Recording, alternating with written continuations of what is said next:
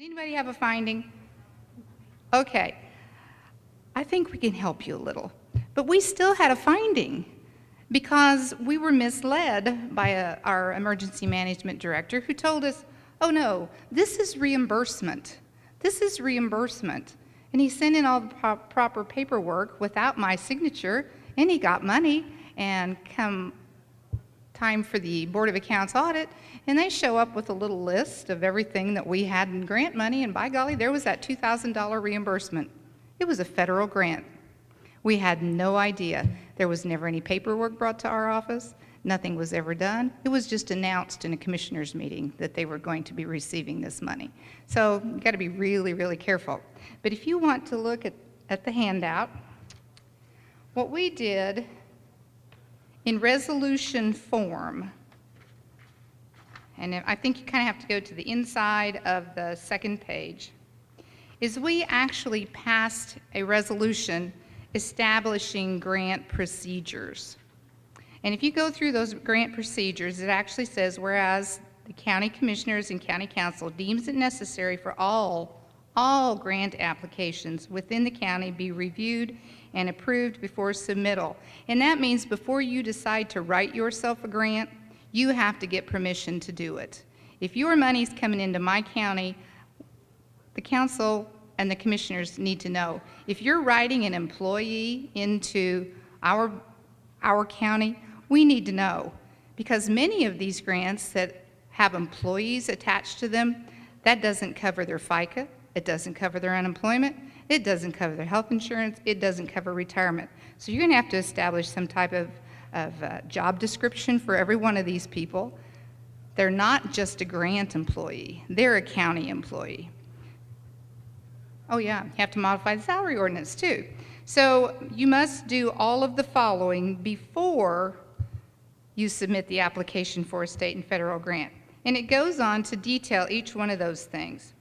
That the application must be completed and signed by the person, the office holder who's submitting for the grant. The application as well as the grant request must be delivered to the auditor to be placed on the county commissioners and council agenda. And we require everything in our council and commissioners meetings to be delivered 7 days before the meeting if there's any type of decision to be made, so that not only the council and commissioners can review it, but the county attorney can go over it. And so we took this resolution to our commissioners, who were very happy to pass it, and then to the council, and they passed that. And as a result, we came up with this application packet that is distributed to people. Now, we still have people in our prosecutor's office, our VOCA and our STOP grant, who every year, 2 days before their grant's due to be submitted, come running down for signatures. Too bad. You knew what your fiscal year was. You've had a VOCA grant for 15, 20 years. Don't tell me you didn't know when your fiscal year began and ended. You just have to train them, and in a year's time, it's amazing what we've accomplished. But you have to be very hard-nosed about it. We absolutely don't allow any signatures on any grants unless they're done in an open meeting. We've had people that tried to circumvent our process, go directly to a commissioner and say, oh, this is a grant that we've had for years. Talked some of our commissioners into signing them outside. They come to me and want my signature as a fiscal officer. Sorry, stops right here. So don't let their failure to plan ahead become an issue for you. It's not an emergency. If they weren't aware that it needed to be done, maybe they're not the person for the job anyway. Now, I want to have Penny come up here, Penny Lucabelle, and she's also on our education committee, and she's going to talk to you a little bit about, and I'm not, do you have that handout in here? I guess it's not in here, Penny. Okay. Penny has a handout for you right here. It's in the back of your packet, and she's going to talk to you about identifying the important numbers that you're going to need to do your reporting on your annual report. And after that, then Erica's going to give you some examples of some spreadsheets that she's established on how to handle and reconcile the various grants that you'll be working with.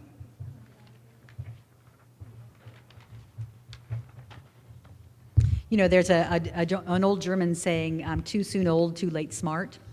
And I think that that is what many of us have become, I think. Before we, several years ago, when the state board started talking to us at a conference about the CFA, the schedule of federal awards, really we were all just kind of looking at each other and saying, well, we have a few, we know which ones they are. We had no idea, for instance, that all the highway reimbursements, the 80% that comes back from NDOT, those are federal grants, and they have a CFDA number. And we did not know that until we received a finding one year. And so now, we're working with our highway department to make sure that we've even though it always has the same CFDA number, we just want to make sure that all of the reimbursements that are being claimed are actually being reported to us in the auditor's office for our CFA. In your packet, I did include a couple of examples of the where you can find the information, because sometimes if you get a really nice award letter, and Department of Homeland Security is excellent. I mean, they get an A+ because they are really good. They began putting their CFDA numbers on the EFT advices that we get, and so that was readily identifiable. And that's kind of what gave me the idea last winter, after I was working on the annual report and got really worked up about it, trying to corral all of those CFDA numbers and the reimbursements. And I looked at all of those advices because I was working on Sunday evening trying to get that annual report finished. And you have to hunt and hunt and hunt. You have to guess. You have to go back and do so much research. And I thought, why can't everybody be like Homeland Security and put that CFDA number on the bottom of their EFT? And so I began sending emails to all the state agencies and saying, why can't you put that CFDA number on the EFT? I got varying responses. Of course, Homeland Security said, oh, we already do it. The Indiana Department of Health said, we can't see any reason why we need to do that. We've never done it before. And so we finally got, I had carbon copied the state board, and Debbie Gibson and Tammy got involved in it, and as a result, later on in the spring, they were, all the state agencies were required to put that information on there. So I was really pleased that, surprised for one thing, that the state board didn't even know that CFDA number was not on that EFT advice when it came in. So at any rate, sometimes those CFDA numbers and all of the grant information is easy to find. For instance, on the example I've given you from Homeland Security for EM Emergency Management Performance Grant, it tells at the very top, who the recipient is, what the project title is, how much they're getting, the grant number, and the CFDA number as well, and whether or not it's a subrecipient. And so that is, it's pretty clear. You can put that in your file, and there it is, just right there. Everything should match up. Going back and looking at some of our WIC grants and other grants, it's not so clear. For instance, on the health department, we had not a preparedness grant, but I think a breastfeeding peer counselor grant. And on the page, it says page 1 of 2. But if you note at the top, it says attachment C, and it's actually about 25 pages in the grant. Where all the boilerplate stuff is, it's exactly the same for every federal grant you get. You finally come to the information on that page 1 of 2, that's actually page 29 of a million, on attachment C, where it recaps what the CFDA number is and the award name. So, sometimes you just kind of have to hunt for that. A lot of times, the people who are applying for the grants for our DUI task force and Operation Pullover, the guys who are applying for those grants are police officers, and they know that it's a federal grant. They know they're getting money from the money ferry someplace a million miles away, but they have no idea what even a CFDA number is. And so you have to kind of coach them along as well. So, you just have to be vigilant. You have to know what your grants are. You have to suspect what some of your grants may be. And I started keeping a notebook just this past couple of years, because our commissioners also and council also adopted by resolution a grant process, and they're required to fill out their grant application and bring it forward to the commissioners and to the council as well. And, you know, we have some growling and some rumbling because it slows down the process, but it is so much better for reporting when you can open your notebook and say, you know, the WIC grant is CFDA number such and such, and this is what it's being used for. So I would encourage everybody, who all, by a show of hands, how many of you actually have a grant process in place in your county? Yeah, I would encourage all of you to do that. Wagner, Irwin, and Shealy had one that they shared with us, and we kind of tweaked a little bit. But, you know, it can be as simple as you want or as you need, or as complicated as you want to make it, just to make sure that you have all of those reporting requirements. So, you know, we had a finding as well. We have an older adult services who gets a grant from NDOT, but it's actually a federal grant through the Department of Transportation. And the feds pay a certain portion, and the state pays a certain portion. But to complicate matters further, they don't always pay, whenever you get an EFT notice, it's not always split between the two. Sometimes it's all federal monies, sometimes it's a split, sometimes it's just state money. So you really have to keep on top of that as well. And what we've begun doing is, for instance, the older adult services, they will submit their voucher to the state for reimbursement, and we make them, ask them, we don't make them, but we ask them to give us copies of that invoice so that we know when the money is coming in, and so that we can keep track also of that split, because, you know, the state board didn't have a finding for that because we had not split out the state monies. So it's, you know, we are all well-intentioned. You know, we begin at that grant application process, and everything comes along, the money comes in. And of course, on the grant application and in the grant application itself, it says that the people who are applying for the grant are responsible for reporting. But we all know that those grants for DUI Task Force, Indiana Criminal Justice Institute, you know, we are required to go online. They give us a login. We have to go into that website and okay, or at least view those reports. So it's not just incumbent upon that person who's applying. So just, you know, some tips. I would keep a notebook that has all of the grant applications in it and have a checklist, you know, that you've received the award letter or someplace, some confirmation that this indeed is the CFDA number that they're using. This is the amount that they are getting. And that way, when you go to prepare your annual report next year, and I will not be preparing the annual report next year, so I'm really thrilled about that. I know you too, Mary Jo. Many of us are that way. But the next person who comes in, it leaves a good paper trail, and they are able to verify, because you know, state board, as we all know, state board comes in and hands you the list of federal monies, or at least they've got a list, and they do a little checklist, and we're not privy to that information, unfortunately. Which I asked about that, yeah, and we're still not privy to that. yeah, many of us have asked for that, so that we can just make sure, just as a double check, but it's not going to happen, I think. But at any rate, so they come in armed with what they are showing that they received in federal, that we received in federal funds, and ours is just kind of a wild ass guess sometimes. You know, we try to match them up. But, and we try to do our best, but I think that sometimes our best is probably not good enough, and so we have to find other ways to double check ourselves. And our state examiner, our State Board of Accounts examiner recommended that we have each agency or each person or organization in your county that's receiving federal funds, that they keep track.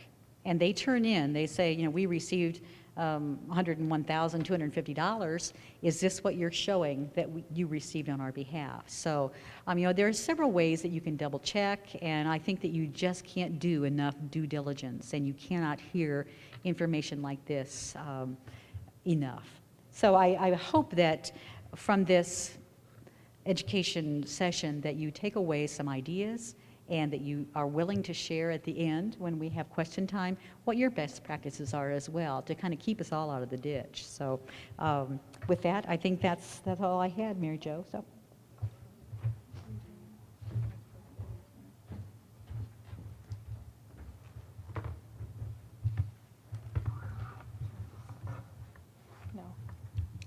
Okay, Mary Jo asked me to share some of my spreadsheets. And the other day she found a saying that said I need a database of spreadsheets to organize all my spreadsheets. So that's kind of how I feel sometimes, but these spreadsheets morph over time because each grant is different. You have your WIC grants, which are pretty much self-sufficient. They do a pretty good job taking care of themselves. Then you have your VOCA and STOP grants, and they don't. And you have to report those. So I have developed spreadsheets based on what kind of a grant it is. We do the quarterly reporting for VOCA and STOP. So my spreadsheet reflects that. But I think one of the most important things about our grants is when I start a grant, I find out, well, this one doesn't have the CFDA number on it. It should. But I start the spreadsheet with all the pertinent information, what kind of grant it is, the CFDA number, how much it is. We don't want them overspending. When it was received and when it ends. This was last year's VOCA grant. And, a few years ago, ICJI reorganized and they became a lot stricter. And they started saying, because we would just roll our grant over and, at the end of the year, we'd just pay the last payroll and then we'd start on the next one. They're like, oh, no, you can't do that. You got to separate that last payout. This comes out of the new money. This comes out of the old money. So, these spreadsheets where they're a little more work for me, it's much easier when I go back to do the annual report. It's much easier when I go back, to file the quarterly reportings. And as I said, they morph over time because more things become relevant. So, as you can see on this one, this is a VOCA grant, so I have to take care of the quarterly reporting. So in column E, I have a subtotal of all the quarterly reportings, and then at the end, of course, it separates out, how much was on the last pay or the first pay. And then each year I keep just the next year going. Homeland Security, well, another thing I want to say about VOCA and STOP, it rolls over every year, but it's a fiscal year.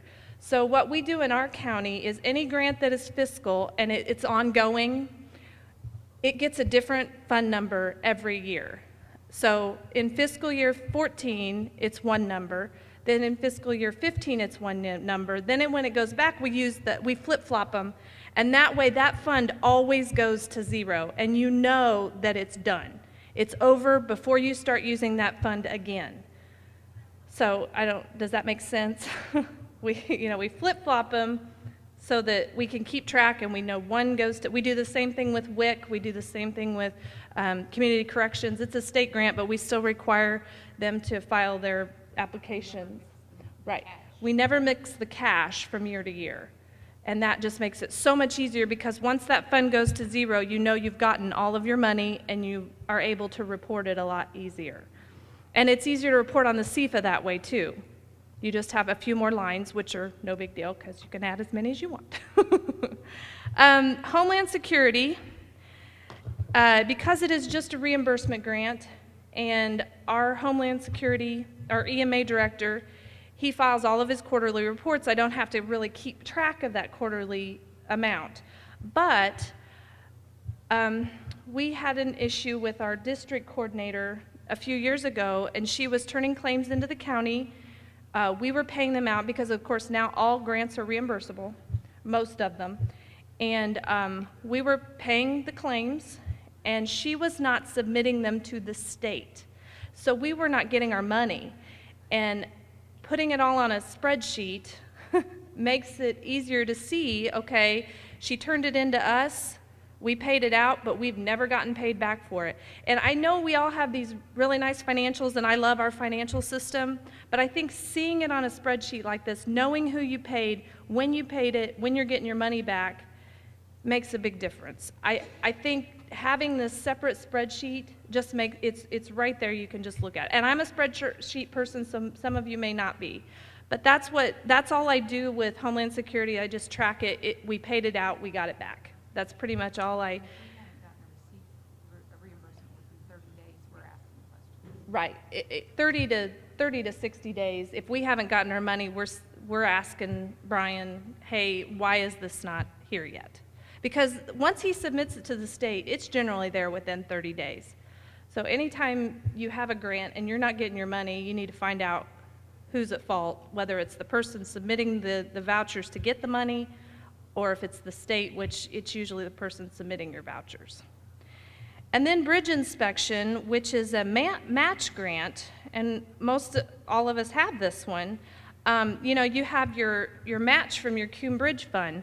So this spreadsheet just keeps track of that, how much the county has to pay. Each time we get a claim, I put it on here and it splits it up, and then we know when we get the money in, we need to also send the county portion, so we don't forget to do that. These spreadsheets are kind of mine, just because it's the way my mind works. Some of you may, but some kind of, whether it's a notebook knowing what stage you're at, or a spreadsheet that tells you the ins and outs of the money. Yes, our financials are wonderful, but I think just seeing it all right there, ins and outs, makes it so much better. You can look at it all on one sheet. I just think it's great. And I think we're going to email all this stuff we've talked about today. We are going to email it out. Of course, you can always email us with questions, but I'll turn it back over to Mary Jo.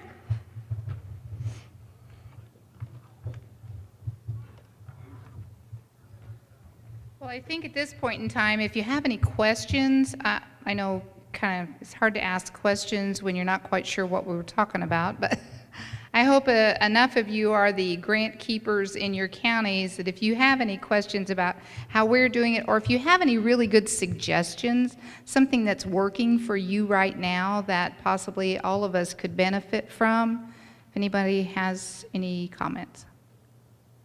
Yes.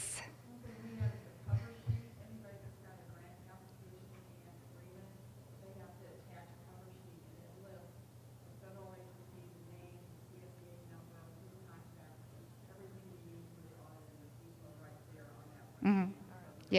Yes. Mm-hmm. That's an excellent, to keep all of that in front of you all the time.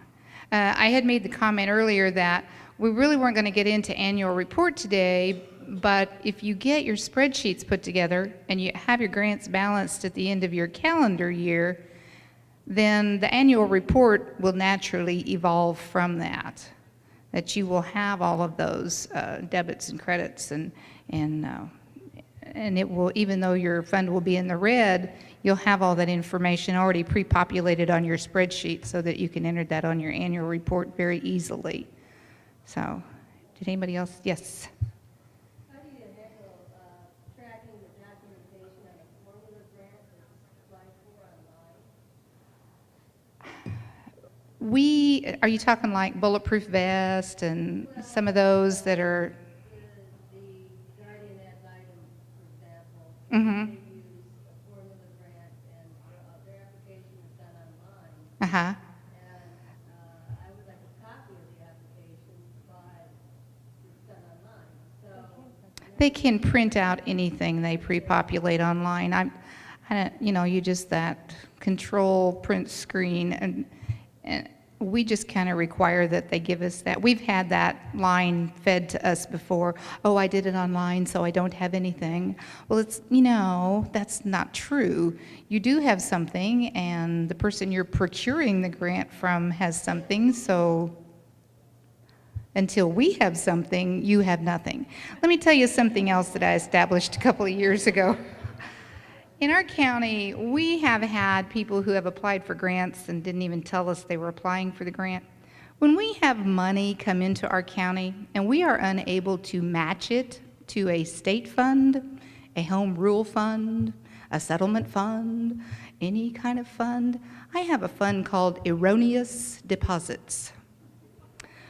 Those monies are held for a couple of weeks. They're actually quietused into this fund. And if we don't get a response on who wants that money, we send it back.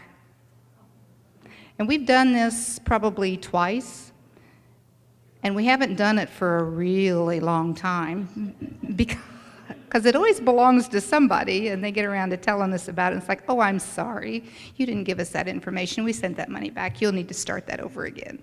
So I'm on my way out, so I can tell you this. We don't work for the commissioners, you and I. We don't work for the council. We work for the people in our county. We are elected officials in our own right. We take an oath of office to do a job. It may not always be the most pleasant job, but it's our job. I've spent 28 years doing the right thing. And by golly, I'm not going to have 2 or 3 people ruin that for me now. I think all of you feel the same way, or you wouldn't be here today. We have a responsibility to people in our community, not to anybody else. So I think grants are one of those things that were foisted on us, not because we asked for them. We're not the bad guys in a grant. We're the best friend most of the people who apply for a grant have. They just don't know it. So, anybody else have any comments or questions? Well, oh yes. I'm just getting into some of the grants, and we have our community corrections department, they're wanting to do transfer from their grant, from different grants, fund to fund, and that's not allowed, is it? No, we don't transfer from fund to fund. If they have grant funds, they can, Erica can probably speak to this better than I can, but our community corrections they have a community transition, community corrections fund, and a grant fund. But they budget within the grant fund for those items, And that comes from the state. and that's a state grant. Those budgets actually come from the state when they get those budgets. And as far as I know, they can't switch it from fund to fund. Now, within the grant, if they want to switch it from personal services to supplies, our community corrections actually has their board approve that. It doesn't have to go to council, it's their money, the community corrections money. But I'm pretty sure it needs, because those are separate grants, and I don't think you can switch one grant to another, so, No. yeah. Yeah. Yeah. How many grants do we have now? I bet we have,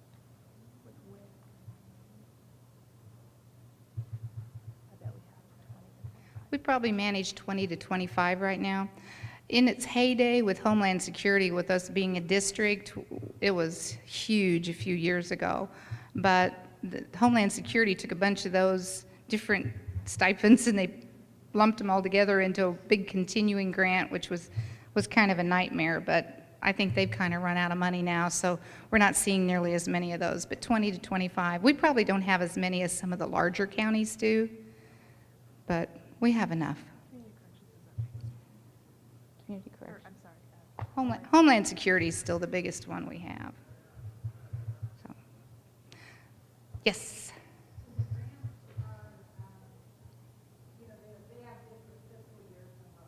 Mm-hmm.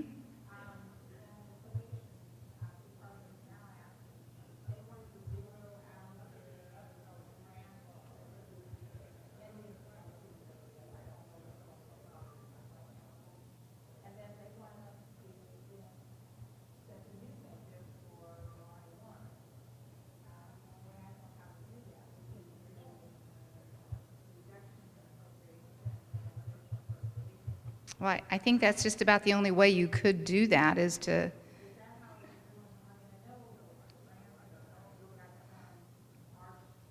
Right, yeah. We have, at every quarter, we have someone ending and beginning a fiscal year. And this is, adult probation is a grant, or are they wanting to match? It's community corrections, and they're wanting to change their fiscal year. Well, it is. Yeah.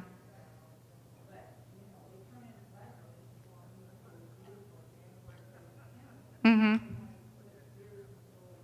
Well, I would say that you would have to strike a balance and reduce those appropriations and then have those approved into the new one at a beginning date. So yeah, you definitely need to have a process to. And that's one of the reasons we flip-flop our numbers so that we can end, clear it out, begin, because sometimes if you have those dangling balances, transpositions for pennies and things like that, you have to zero those out and get them finished. But yeah, you're going to have to finish that completely and then begin again on March the 1st. Our community corrections also does their budget for 2 years. Does everybody do theirs for 2 years? So it's kind of confusing. It's like, oh yeah, this is when we have to switch. So, any other questions? Yes. We have not, but my understanding is there's at least one county that is using grants or looking into it. I think for some of the larger counties, that might be something to look at, you know. Yeah, yes. But if you have someone that just loves doing spreadsheets, you really don't need to do that. If you're not comfortable, though, that might be an option for you to do that. Well, I know this presentation hasn't taken too long, but we'll be here all week. If anybody has questions, be happy to show you. I know it's hard to see some of those spreadsheets from a distance, and we can show those to you. Erica will have the laptop, and we can maybe show those to you, make arrangements to show those to you up close if you want to kind of take a look at them.